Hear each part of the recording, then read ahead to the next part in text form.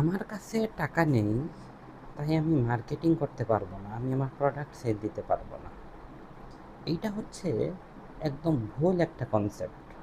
একটা কথা মনে রাখবেন, টাকা দিয়ে মার্কেটিং করে আপনি কাস্টমারের চোখে পৌঁছাতে পারবেন, কিন্তু কন্টেন্ট দিয়ে কিন্তু আপনি আপনার কাস্টমারের মনের মধ্যে পৌঁছাতে পারবেন।